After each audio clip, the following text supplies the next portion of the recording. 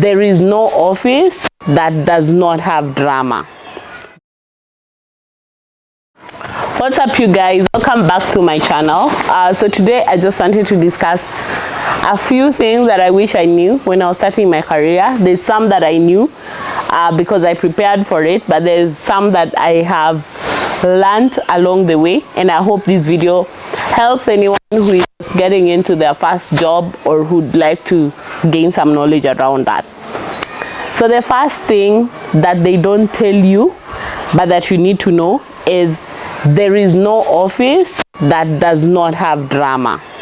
There's always office drama. There's always people who just quote drama. There are people who are just dramatic. There are people who love gossip. There are people who love to just be in those spaces where there's confrontation and all that. And so, like, just like your home, just like your anything else, there will always be office drama. One of the things I've realized, and I have always maintained, is to stay clear from the drama, because it tends to it tends to derail you from your work. But also the other thing that people need to know when they're getting into those situations is someone who gossips other people, who comes to you and tells you things about other people, will most definitely go to other people and talk about you as well.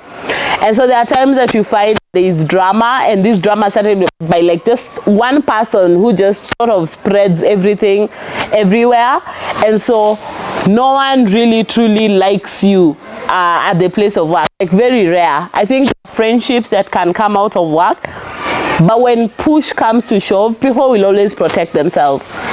So if, for example, I'm your friend, I'm your work friend, then there is an issue and I can save myself, most probably people will save themselves off someone else's back. And so I am not a huge fan of office office romance, office relationships, office friendships. Like, I always feel they have the potential to just go way south, but then that's an exception. There are exceptions to the rule, and so maybe people can maintain relationship friends. So making friends in the workplace, I personally don't make friends in the workplace.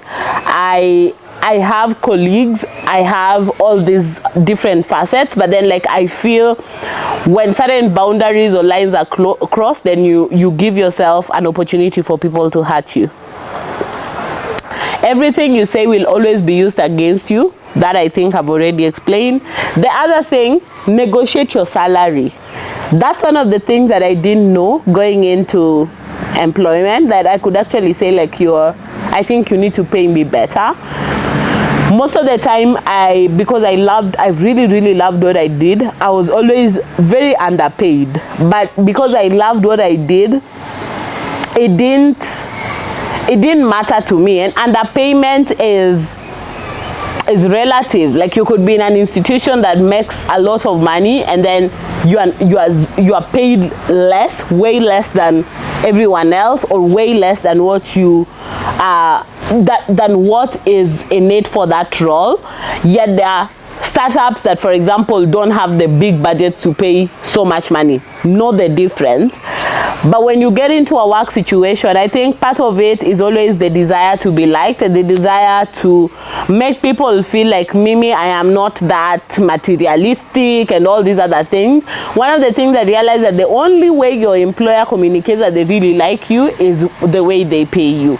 And again, that's relative, depending on where you're working and depending on the budgets you're working with. The other thing that I've learned is to do more than the average person. There's always this thing that people have at the place of work where, like, let's not try too hard, like, si lazima, bono nafanya sijui. At 5, everyone is flocking the door and leaving. And although I would tell you that it's not that the people who work longer are always more productive or add more value. So that's one of the things that I've learned. But the other side is there are people who just don't add any value, but then they also discourage other people from doing more. Doing more is doing more than you're paid to do, just that. And a lot of times people do not know the need to be able to do more. Like you are consistently in a place of anger, and like you don't like your employer, you don't like the job. I think that's always the thing that people talk about. Like, I don't like this job, I don't like the employer, I don't like how things run, I don't like, and because of that you choose to sell yourself short by giving more than you can actually giving less, than you can actually give. What that does is, when people are up for a promotion, or when people are up for anything good, then your name is always left out, because nothing you ever do stands out. One of the things that I've realized, and that I've always consistently done everywhere that I've worked, is to stand out. Let there be something in a job that only you are able to do, and only you are able to do well. And so doing more than you're paid to do is not only for your employer, it's you building your skill sets, it's you ensuring that you develop ethics. Because one of the things I truly believe is mwili huwa inafunzwa kufanya kazi, and the reverse is true. When you're lazy, your body learns laziness. When you're hardworking, your body learns hard work. And so it doesn't even matter whether you don't like this specific job, there will be a job that you need to do. Even your side hustle, even the other things that you do on the side. If you are generally a lazy person, even your job, even the things you're supposed to do for yourself, you will not do them as great as you should. And so my tip is, always do more than you are expected to do, and do not perform to an audience. Do not only work when someone is watching you, or do not only work when someone is facing your direction. Work because it's good for you, because work is actually good for you. That's one of the things I learned from early on, that work, I don't work for my employer, I don't work for my boss, I don't work for people to see me. I work because I need to work, because I need to develop those ethics that will be able to push me forward. Even when people are looking for someone to promote, you might not like me, but you will always have me somewhere in your head, because I give my very best.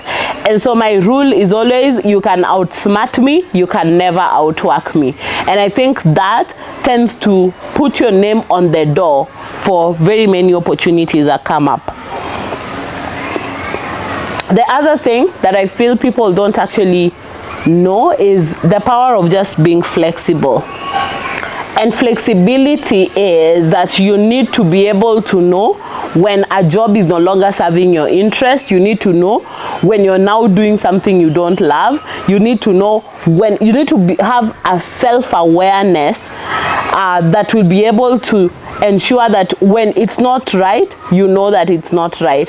When what I'm doing, because when you're doing what you don't love, it always shows in how you do it. Like, it always shows. And I have resigned from multiple opportunities, and I know that in itself is privilege. So I'm not telling you go and resign. I am telling you, master your art to a point that when something is not working for you, you know that this is definitely not for me. And so there are opportunities that I've let go just because it was no longer working for me. Because to me, my brand matters. And that's the other thing. Build your brand from very early on. Let people know you for something. Let people know you that if you give so and so this work, they will do it well. If you need someone who can be able to pull this off, so and so is the person for the job. And that brand is not built when you are doing things that you're not happy about. It will show in your job, it will show in the way you show up, it will show in every different way. So be flexible enough to say, this does not work for me, and probably I need to shift this. The other thing that I wanted to mention, I think I mentioned it earlier, is that working more doesn't necessarily mean that you will be promoted. And that's a sad reality. There are people who are always working, but then what they are doing is not even adding, like, there is no value that you're adding at the end of the day. So you find people who walk into the office early, they leave the latest, and then when you want to see, like, what they have done, you cannot see it because there is nothing there. And so mine is to always tell you, work smart, don't work hard. It's not about the hours, it's about the value that you bring into the hours that you make. And so every single time when you're working at something, ask yourself, are you adding value? If you're not adding value, it doesn't matter how many hours you put in. No one cares, no one will recognize, no one will promote you, no one will give you a raise, because what you're doing is actually not adding value. So pursue value and add value rather than just working a lot. And so that ties to the next one. Keep a record of your achievements. Everyone else is fighting for the same things you're fighting for. Everyone else is working and putting in the work. And people have like a really short attention span to anything nowadays, that it doesn't matter how hard you work in your corner, no one will come and praise you out of that corner. So one of the things that I realized is I needed to be able to scream about my achievements, even like ensure that people know that these are some of the things that I have achieved. And so that means if you have a LinkedIn profile, please make sure that you post things in there. I know for me, this has decreased over time. And so after a while, like some of these things will not be as, you will not do them as much because your brand will be already out there. But then when you're beginning and when you're starting your career, you cannot be the person that keeps quiet about some of their successes.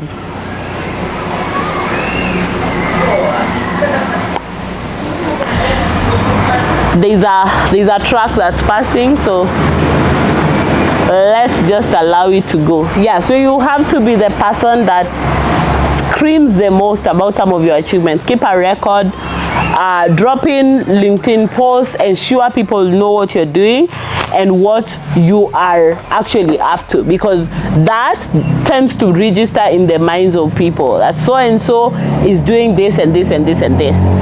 And I'm so sorry guys, like it's so noisy out, but I hope you can hear me. So I believe in you marketing yourself, you being the first person to market yourself. No one will come and market you on your behalf.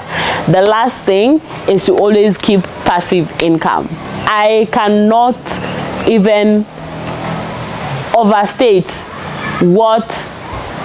how important it is to be able to keep an income on the side. People lose jobs, organizations go under, things happen. You need to be able to ensure that apart from your 9 to 5, apart from everything you do on weekdays, you have something else that brings money to the table. It gives you the flexibility, it gives you the ability to say like, this is it. Like I cannot do this any longer, and you can be able to walk away. And so it goes back to the brand building. What happens when you are in a situation that you don't like your job any longer is people are watching you. And we live in a generation where everyone is seeing your every move. And so if you're a lazy person at work, everyone knows that who you are lazy.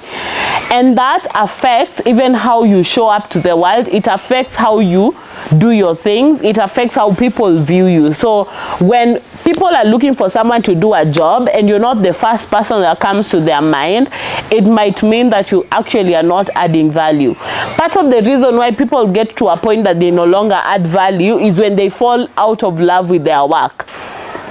And so you can get to a point you loved your job, and then it gets to a point you no longer like it. You need to have the ability to walk away. You cannot walk away from something that is your lifeline. And so one of the things that I want everyone to be able to understand is your job is just that. It's a job. It is not your life. And so your life is bigger than a job, and every time you narrow your life to the nearest job that you're doing for that time, then you're shortchanging yourself. Everyone has to have the ability to walk away when it no longer serves them.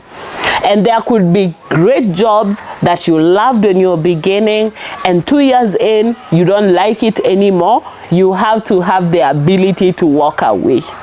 And your walking away should not be pegged to you getting another opportunity so that you walk away. The reason why you have to look for an alternative before you walk away is because that is the only income that you have. So rent has to be paid, children need to go to school, people need to be clothed and all this. And so with that, you are tied in jobs that you hate because there's nowhere else you can go to. And so keeping a passive income is important. I always tell people you have to have 3 months worth of your living expenses somewhere, and that affords you the ability to say it does not work for me and I need to move on from this place. And moving on while you're still effective is important, because people will say there's someone who resigned, and actually there is a gap that is there. When you resign, when the applause is the highest, it gives you the credibility to even be able to get other opportunities from the job that you did. When you leave after you have been beaten down and there is no value that you're adding, that's the last thing people know about you, and you are as big as your last performance. So it doesn't matter how much you did for 2 years. If you leave when there was a month that you're just crapping on work and doing nothing, then that's what people will remember. So keep a passive income in the side and be able to walk away when something no longer serves your interest. So that's it for this video. Don't forget to engage on the comment section, like, comment, subscribe, all that great stuff, and I can't wait to see you on the next one. Until then, bye.